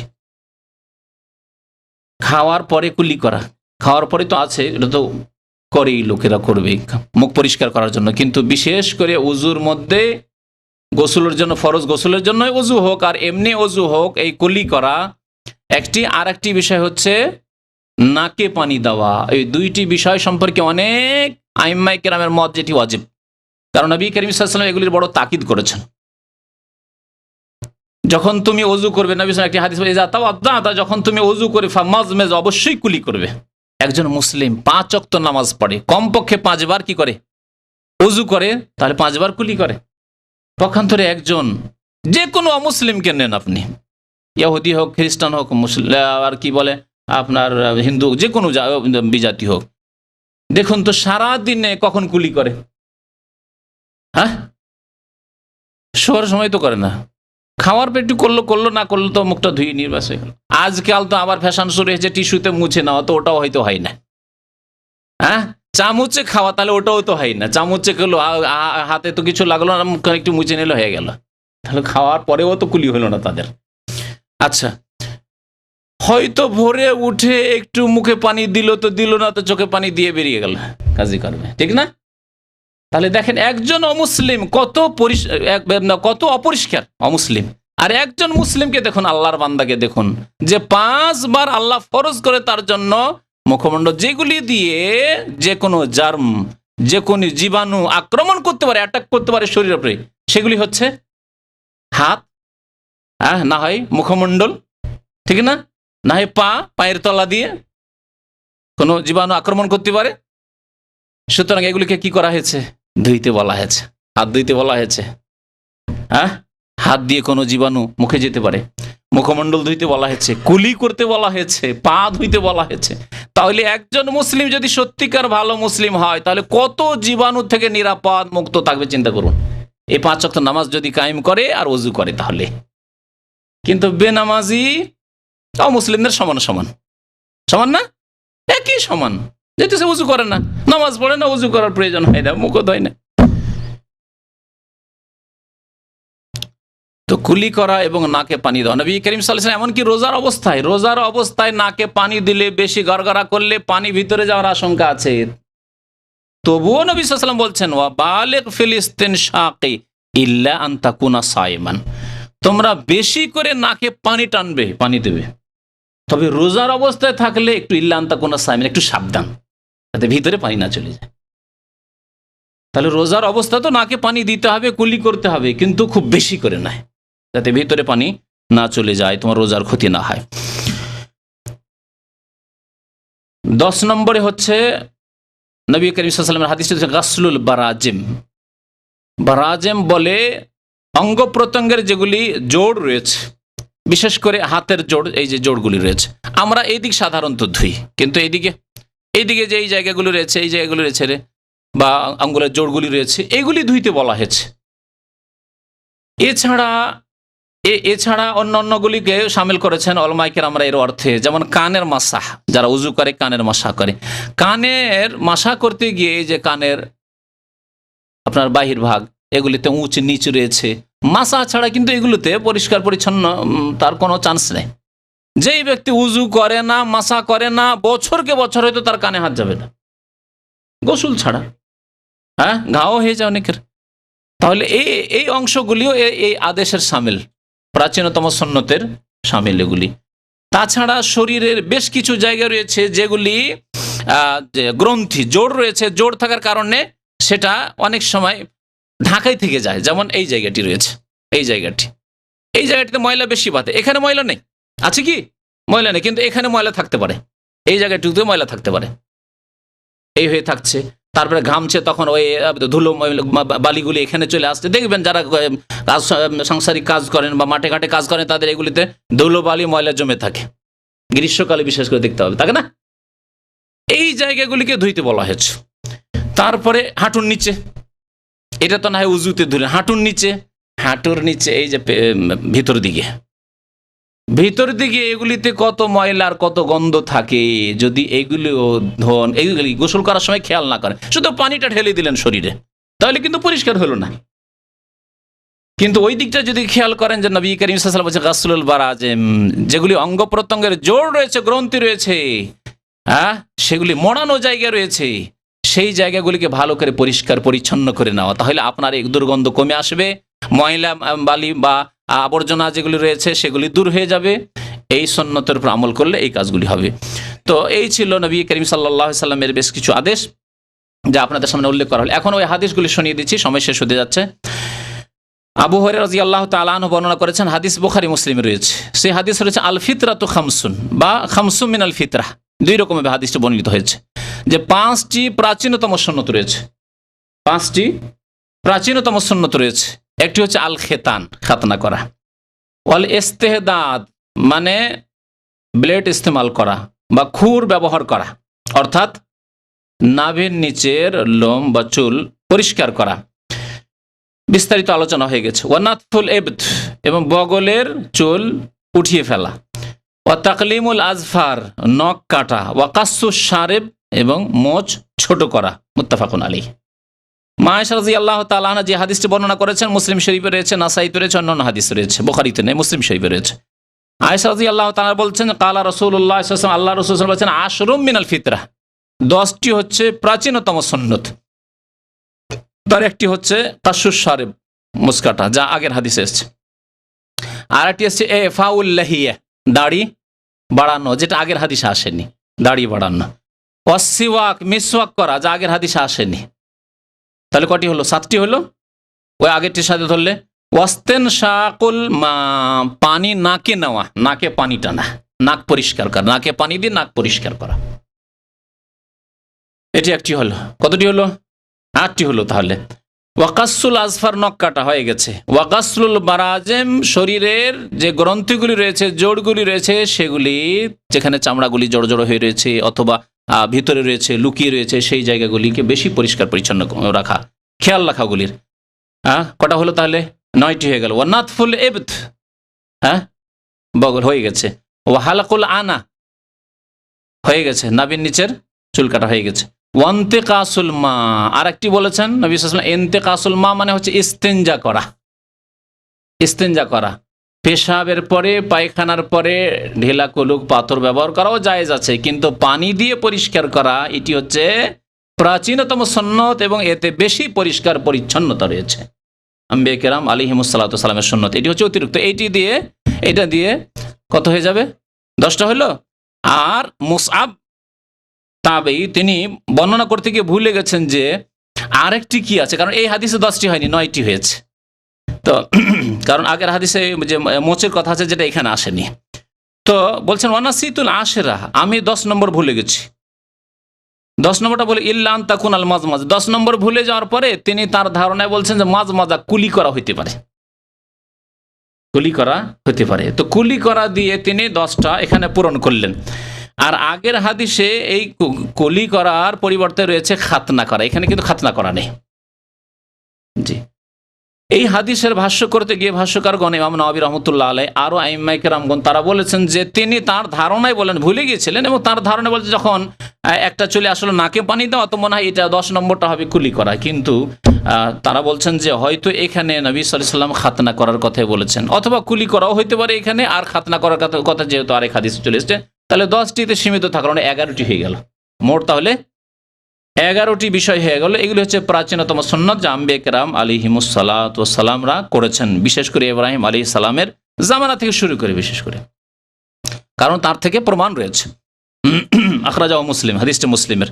আচ্ছা, এইগুলি জিনিস পরিষ্কার করার ক্ষেত্রে সর্বঊর্ধ্বে কতদিন রাখতে পারবেন আপনি? সর্বঊর্ধ্বে কতদিন রাখতে পারবেন? এই ক্ষেত্রে হাদিস সুনান মুসলিম শরীফে হাদিস রয়েছে। আনাস বিন মালিক রাদিয়াল্লাহু তাআলা আনহু বর্ণনা করেছেন যে ওয়াক্কিতা লানা ফি কাসিস শারিবি, আমাদের জন্য সময় নির্ধারণ করে দেওয়া হয়েছে মোচ কাটার ক্ষেত্রে, ওয়া তাকলিমিল আজফার, নখ কাটার ক্ষেত্রে, ওয়া নাতফুল ইবতি, বগলের নিচের চুলগুলি উঠিয়ে ফেলার ক্ষেত্রে, ওয়া হালকিল আনা, আর নাভির নিচের চুল পরিষ্কার করার ক্ষেত্রে, আল্লাহ নাতরুকা আকতার মিন 40 লাইলা, 40 দিনের বেশি যেন আমরা না রাখি। তাহলে সর্বঊর্ধ্বে 40 দিন রাখা যেতে পারে। কিন্তু এই ক্ষেত্রে ধরে নেবেন না যে না 40 দিন তো আছে, সুতরাং মোচকে আমি 40 দিন রাখবো। আমাদের দেশীয় মোচে উর্বর শক্তি খুব বেশি আছে, ঠিক না? ইন্ডিয়া, বাংলাদেশ, পাকিস্তানের মোচ খুব তাড়াতাড়ি বেরোয়, 1 সপ্তাহের মধ্যে অবস্থা খারাপ। যদি সপ্তাহে একবার না করে অবস্থা খারাপ। পক্ষান্তরে অনেক আরবরা রয়েছে বা অনেক জাতি রয়েছে যারা আফ্রিকান রয়েছে, তাদের হয়তো 40 দিনও কিছু হবে না। হ্যাঁ, এমন মরুভূমি যে মোচ 40 দিনও তার গজিয়ে ওপরে উঠে না, তাহলে তাদের ক্ষেত্রে ঠিক আছে। নবী করিম সর্বঊর্ধ্বে বলেছেন, কিন্তু আপনাকে দেখতে হবে যে আমার অবস্থাটা ঠিক আছে না অবস্থা খারাপ হয়ে যাচ্ছে মোচের। তাহলে আপনাকে 7 দিনে প্রতি সপ্তাহে প্রতি শুক্রবার করে আপনি অভ্যাস করে নেন, প্রতি বৃহস্পতিবার শুক্রবারের আগে আগে বৃহস্পতিবার করে নেন। তো এইভাবে এগুলি করে নেন। এটা হচ্ছে বাহ্যিক, যেহেতু সামনে মোচের ব্যাপারটি আসছে সেটা। আর বাকি আপনার বগলের নিচের এটা যদি সাপ্তাহিক করতে পারেন আরো ভালো, কারণ মনে রাখবেন যে বগলের নিচে এমনি গন্ধের জায়গা, দুর্গন্ধের জায়গা, সাবালক হলে দুর্গন্ধ শুরু হয়ে যায়। আর তারপরে যদি তাতে চুল বেশি থাকে তাহলে আরো বেশি গন্ধ ছড়াবে, বেশি ঘামবে, বেশি দুর্গন্ধ ছড়াবে। সুতরাং যত পরিষ্কার রাখবেন তত আপনি গন্ধ থেকে মুক্ত থাকবেন, নিজেও কষ্ট পাবেন না আর অন্য কাউকে কষ্ট দেবেন না। আপনার গেঞ্জিটা খুলে যখন রাখছেন নিজের গন্ধে নিজেই থাকতে পারছেন, ঠিক না? তাহলে প্রতি সপ্তাহে যদি পরিষ্কার করেন সবচাইতে ভালো। আর সর্বঊর্ধ্বে 40 দিন রাখা যেতে পারে। যারা ইসলাম মোতাবেক জীবন যাপন করে না তাদের যে কি অবস্থা থাকে, বগলের 6 মাস খোঁজ খবর নেই না, আর নাভির নিচে তো এই দিক সাফ করে, আল্লাহ যেটা রাখতে বলে সেটা সাফ করে, আর নাভির নিচের খোঁজ খবরই নেই, বছরকে বছর জঙ্গল লেগে আছে। আল্লাহ পাক যেন আমাদেরকে আমল করার তৌফিক দান করেন। আল্লাহ পাক রব্বুল নবী করিম সাল্লাল্লাহু আলাইহি ওয়াসাল্লামের সুন্নাত মোতাবেক আমাদেরকে জীবন যাপনের জন্য তৌফিক দান করেন, আমিন ইয়া রাব্বাল আলামিন। এছাড়াও প্রাচীনতম বেশ কিছু সুন্নত রয়েছে, তার মধ্যে সুগন্ধি ব্যবহার করা। একটি হাদিস রয়েছে যে সোনানুল মুরসালিন, রসুলগণের সুন্নত হচ্ছে সুগন্ধি ব্যবহার করা। এই রকমের চুল যে আছে, দাড়ি আছে, এগুলিকে সুন্দর করে রাখা। এমন না যে উস্কো কুস্কো করে রাখবেন, বিক্ষিপ্ত করে রাখবেন, আর দেখতে খারাপ লাগবে, পাগলের মতো লাগবে না। সুন্দর করে রাখেন, দাড়ির আপনি সম্মান করেন, আপনি চুলের সম্মান করে সুন্দর করে রাখেন। আর এইরকমের চুল কাটার ক্ষেত্রে কিছুটা কাটলেন আর টিকি ছেড়ে দিলেন হিন্দুদের মতো, অথবা আমেরিকানদের মতো। এখানে যে কিছু আমেরিকানদের মতো রাখছে, এইখানে উপরে রেখে দিল আর এই দিক থেকে কেটে নিয়েছে, আলপেট কাটা, আমাদের আলপেট কাটা না কি বলে। তো ওই রকম করে আমাদের দেশের ছেলেদের আবার এরকম করে কেটে রাখে। বাঙালি ছেলে গত সপ্তাহে জুমা মসজিদ দেখছে এইভাবে কেটে, এটাও আমেরিকানদের কাছাকাছি আলপেট, এই দিক থেকে কেটে নিয়েছে আর এখানে চুল রেখে দিচ্ছে। এগুলি জায়েজ নয়, কাজা, নবী সাল্লাল্লাহু আলাইহি ওয়াসাল্লাম নিষেধ করেছেন।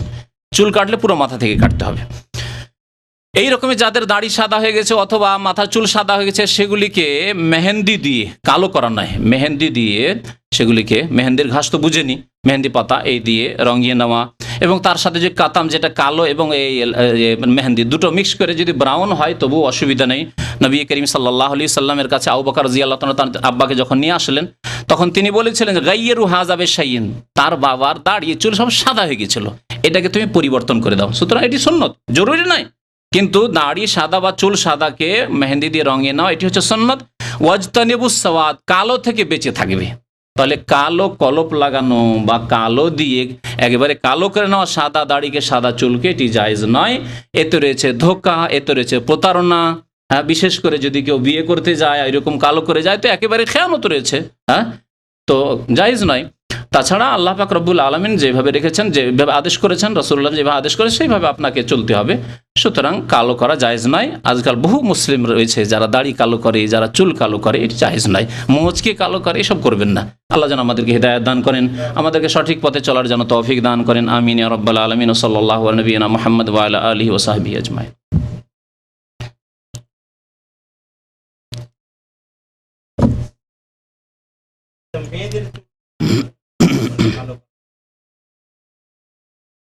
মানে মহিলা বয়সিকা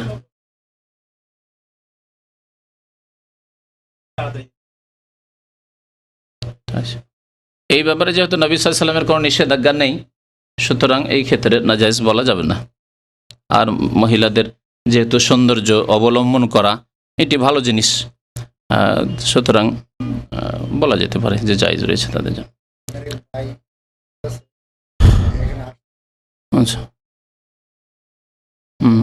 আচ্ছা আচ্ছা, আমাদের এক ভাই এখানে আসতো, বলছেন যে উনি ছুটিতে আছেন, ওনার স্ত্রী মারা গেছে।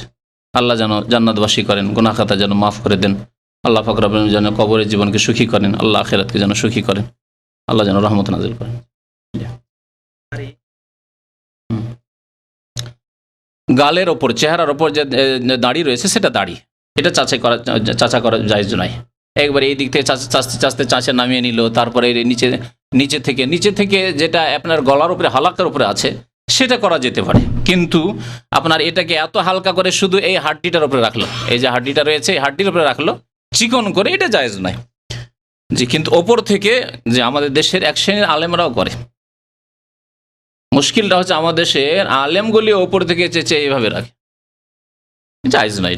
এটা মুখের উপরে যা আছে সব দাঁড়িয়ে। জি,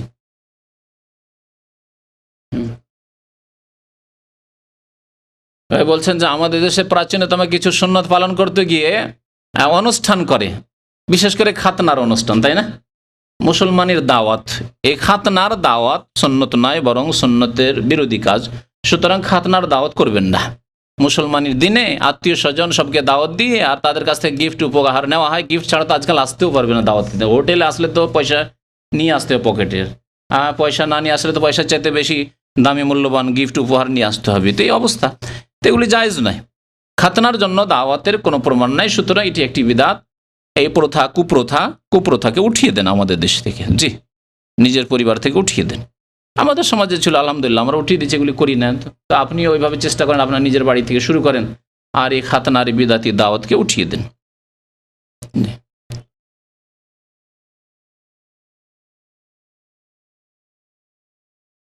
রসুল খোদমান আল্লাহ রসুল্লাহ, খোদা আল্লাহকে তারা বলে, খোদা শব্দটি ফার্সি। খোদা না বললে যদি আল্লাহ বলেন, আল্লাহ 99টি নামের কোনো একটি বলেন, তাহলে এটি ভালো বেশি। কারণ আল্লাহ যে নামগুলি পছন্দ করেন সেই নামটি আল্লাহর কাছে পছন্দনীয়, ঠিক না? আর যেই নাম আল্লাহ রাখেননি নিজের, সেই নাম দিয়ে ডাকলে আল্লাহ খুশি হবেন কি? আমার মনে হয় না যে খুশি হবেন। আপনি নিজের কথা চিন্তা করুন, আপনার আব্বা যে নাম রেখেছেন, আম্মা নাম রেখেছেন, অথবা নিজে আপনি একটা নাম চয়েস করে সেই নাম পছন্দ করবেন। সে ছাড়া যদি অন্য কোনো নাম আপনাকে বলা হয়, সে নাম পছন্দ হবে? হ্যাঁ, অবশ্যই নয়। যদি আপনাকে কোনো একটা মানে খারাপ গুণ দিয়েও না, ভালো গুণ দিয়েও ডাকে, তবু ভালো লাগবে না, কারণ আপনার নাম ওটা নাই। ক্রিকেট খেলা যদি শরীয়তের লেবাস পোশাক ঠিক রেখে, অর্থাৎ ফুল প্যান্ট মানে এতটা যে নাভি থেকে নিয়ে আপনার কি পর্যন্ত হাঁটু পর্যন্ত ঢাকা থাকে, তাহলে ঠিক আছে। কিন্তু হাফ প্যান্ট পরে খেলবে, খেলা জায়েজ নয়। তো যদি ফুল প্যান্ট পরে থাকে, তারপরে ক্রিকেট খেলাতে যে বিষয়টি রয়েছে সেটা আরেকটা দিক রয়েছে আপত্তিকর খানিকটা, সেটা হচ্ছে দীর্ঘক্ষণ কয়েক ঘন্টা ধরে খেলা চলতে থাকে একটা না, যাতে হয়তো মাগরিবের নামাজ চলে গেল, এশার নামাজের সময় চলে গেল, আর জোহর পর শুরু হলে আসর নামাজ চলে গেল, মাগরিব হয়ে গেল। এগুলি হারাম হওয়ার কারণ, এগুলো বাইরে থেকে বহিরাগত হারাম হওয়ার কারণ। তো এইরকম কোনো কারণ যদি হয়ে যায় তাহলে হারাম, বুঝতে পেরেছেন? কিন্তু যদি এরকম না হয়, এমনকি যদি খবর শোনেন আপনি, ক্রিকেট খেলা কেন, এটা খবরের ক্ষেত্রে বলতে পারি, বাংলাদেশের আপনি খবর শুনছেন, দেশের খবর, আর ঠিক মাগরিবের সময় ওখানকার টাইম হচ্ছে, বিবিসি লন্ডনে অনেকে খবর শোনে, ঠিক মাগরিব হচ্ছে এখানে দামামে, তখন খবর শুনছেন আপনি, আর খবরের জন্য আপনি জামাতে গেলেন না, তাহলে হারাম করে, এই খবর শোনা হারাম। তো ওই রকমই ক্রিকেট খেলার জন্য কিছু বহিরাগত হারাম হওয়ার কারণ রয়েছে, আর তার মধ্যে লেবাস পোশাক, আর বাকি খেলা হিসাবে হারাম হওয়ার কোনো কারণ নেই। খেলা হিসাবে খেলা, যেমন ফুটবল খেলা, এটাও খেলা, জি, যাতে প্রাণ নাশ হওয়ার ভয় আছে সেই রকম খেলা জায়েজ নয়। বক্সিং খেলা, যে খেলা খেলছে, হ্যাঁ, তারপরে ওই নাক মুখ কি বলে ওগুলোকে, কুস্তি খেলা, কুস্তি খেলা, ওতে একজনকে মেরে একবারে খুন করে দিচ্ছে, তো এইসব খেলা জায়েজ নয়। এইসব খেলা আসলে ওর মধ্যেই হারাম হওয়ার কারণ রয়েছে। আর ক্রিকেট খেলার মধ্যে বা অন্যান্য খেলার মধ্যে বহিরাগত হারাম হওয়ার যদি কারণ চলে আসে তাহলে জায়েজ নয়। কিন্তু ইসলামিক লেবাস পরে, যদি ফুল প্যান্ট পরে, আর তারপরে সময় ঠিক সময়, নামাজের সময় নয়, নামাজের সময় যেমন হইলো খেলা অফ করে দেওয়া হইলো, তারপরে আবার নামাজ পড়ে আবার খেলা হলো, তাহলে জায়েজ আছে। আরে খেলোয়াড়রা কাফের ফাসেক না হয় খেলবেই না, হ্যাঁ, না কি বলে নামাজ পড়বে না, কিন্তু বাকি শ্রোতা, হাজার হাজার লক্ষ লক্ষ পৃথিবীতে শ্রোতা আছে, তারা যে নামাজ পড়ে না, তাদের বেনামাজি হওয়ার কারণ যে এই খেলার যারা দায়িত্বশীল মালিক তারা। সুতরাং জবাবদেহি করতে হবে সবাইকে, সরকারকে, ওই টিমকে ইত্যাদি, সবই জবাবদেহি করতে হবে। কেন এই সময় খেলা চলছে, যে সময় নামাজের সময়? সুতরাং লং টাইম ধরে খেলা হওয়া শরীয়তে আপত্তি করে দিক দিয়ে।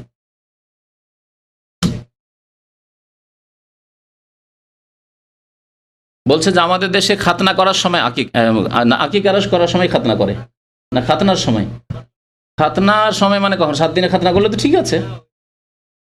খাতনা করার সময় আকিকা করে মানে ও আকিকা দিয়ে হয়তো দাওয়াত সাবে, এখানে খাতনার একটা দাওয়াত আছে, তো ওতে কাজ হয়ে যাবে, এই জন্যে সুবিধাবাদী। খাতনা করার সাথে আকিকার কোনো সম্পর্ক নেই, তবে 7 দিনের দিন যদি করে তাহলে 7 দিনে আকিকা করা সুন্নত, বা 14 দিনে 21 দিনে আকিকা করা সুন্নত, আর সেই দিনে যদি খাতনা করে নেই তো ভালো কথা। আর বাকি খাতনা করবে 2 বছর পর, 2.5 বছর পরে, আর তখন কি বলে আকিকা করবে না, আকিকা তারপরে কোনো প্রমাণ নেই। বড় হয়ে গিয়ে 21 দিনের পরে আকিকা করার কোনো সুন্নতি প্রমাণ নেই। সুতরাং জেনে শুনে এরকম ভুল করবেন না, 7 দিনের দিনে আকিকা করবেন। আপনি কি চান না যে আপনার ছেলে হাসান হোসেনের মতো হোক? চান না? রাদিয়াল্লাহু আনহুম চান নাকি? কে চায় না? কোন মুসলমান চায় না? আপনি কি চান না যে আপনার আকিকা মোহাম্মদ রাসূলুল্লাহ সাল্লাল্লাহু আলাইহি ওয়াসাল্লামের মতো হোক? চান না? রাসূলুল্লাহ সাল্লাল্লাহু আলাইহি ওয়াসাল্লাম প্রিয় নাতি হাসান হোসেনের ইয়াউমা সাবিহি 7ম দিনে আকিকা করেছেন, ওয়াসাম্মা, এবং সেই দিনের নাম রেখেছেন। তা আপনি ওইভাবে চলেন যেভাবে রাসূলুল্লাহ সাল্লাল্লাহু আলাইহি ওয়াসাল্লাম চলেছেন। আপনি আপনার ছেলে মেয়েকে ওইভাবে ভালোবাসেন যেভাবে রাসূলুল্লাহ হাসান হোসেনকে ভালোবেসে যেভাবে তাদের আকিকা করেছেন, করেন ওইভাবে। জি,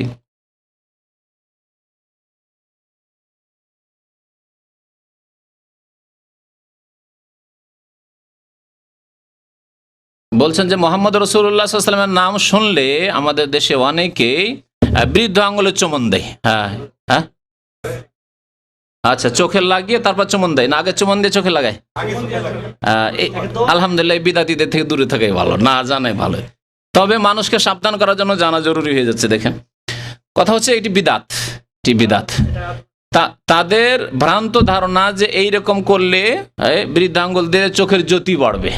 জি, এটি জাল কথা, এটি হচ্ছে জাল কথা যা তারা ধর্মের নামে বর্ণনা করে, মিথ্যা কথা, সহিহ হাদিস নয় এটি। জি, এইরকম আশহাদু আন্না মুহাম্মদ রাসূলুল্লাহ আজানে শুনলেও তারা বৃদ্ধ আঙ্গুল চুমন দেয়, সবগুলি জাল কথা, বিদাত এগুলো।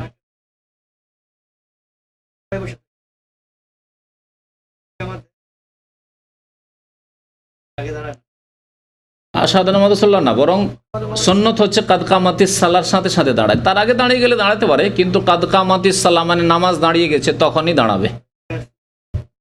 এইটাই যুক্তিযুক্ত, কারণ এর সাথে আমলের সম্পর্ক আছে। যেমন বলা হচ্ছে যে একামত দিচ্ছেন, একামত দানকারী বলছেন যে এখন নামাজ দাঁড়িয়ে গেছে, অর্থাৎ দাঁড়ান, তখন দাঁড়ান। আগে থেকে দাঁড়িয়ে আছেন, ইমাম হয়তো আসেনি, 1-2 মিনিট দেরি করে দিল, তো মসজিদে একটা হইচইয়ের একটা দৃশ্য হয়ে যাচ্ছে যেন। তার মনে হয় কাদ কামাতিস সালাহ তখনই বলবে যখন ইমাম সাহেবকে দেখেছেন, তারপরে একামত তিনি দিয়েছেন, তো ওই সময় দাঁড়ানো উচিত। এই মসজিদে একটা একেবারে সুন্নত বিরোধী কাজ দেখি, যে খতিবের খুতবা শেষ হয় না, দুয়াতেই আছে, আর হইচই করে আগের দিকে যাওয়ার জন্য দৌড় দিচ্ছে। দেখেন এই দৃশ্য দেখেছেন কি? আমি একা বসে থাকি, এমনকি আমার ছেলেগুলো ধৈর্য ধরতে পারে না, পাশে থাকে, কিন্তু সবার হুড়ে ইনকিলাব জিন্দাবাদ। ও হুড়ে আর থামতেই পারে না, সবাই চলে যাচ্ছে আগের দিকে, আগের জায়গাগুলি ফুল হয়ে যাচ্ছে আগে যাওয়ার জন্য। এদিকে খতিবের এখনো 2-4-5টি দোয়া বাকি আছে, ভালো করে লক্ষ্য করে দেখবেন, দৌড় দিচ্ছে সামনের দিকে। এই সংশোধন কেমন করে যে করা যায় আল্লাহ জানে। আরেকটি বিষয় কি যেন মনে আসছিল, বলতে গেলাম, যাই হোক মনে আসলে ইনশাআল্লাহ তাহলে বলে দেবো। তো এইরকম বেশ কিছু বলে, হ্যাঁ হ্যাঁ মনে এসছিল এটা, এই যে আজকাল নামাজ থেকে সালাম ফেরার পরে কপালে হাত দেয়, এটি একটি বিদাত, দেখেছেন? কপালে হাত দিয়ে দোয়া পড়ে, যারা দোয়া জানে ওটি জয়ীফ।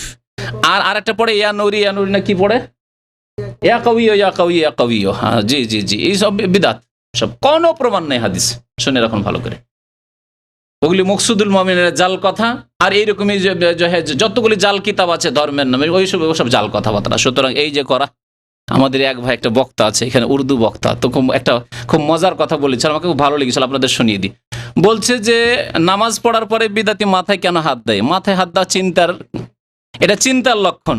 তো বিদাতি জানছে যে আমার নামাজ কবুল হয়নি, নামাজ কবুল হয়নি, কারণ বিদাতি তরিকা আমি নিয়ত পড়ে নামাজ শুরু করলাম, যাই নামাজের দোয়া পড়ে নামাজ শুরু করলাম, এদিকে সূরা ফাতিহা পড়লাম না, রফুল এদেন করলাম না, আমি জোরে বললাম না, এইসব বিদাত করে উজুতেও কত ভুল করছি, তারপরে নামাজটি হলো না, মেহনত করলাম কিছু হলো না।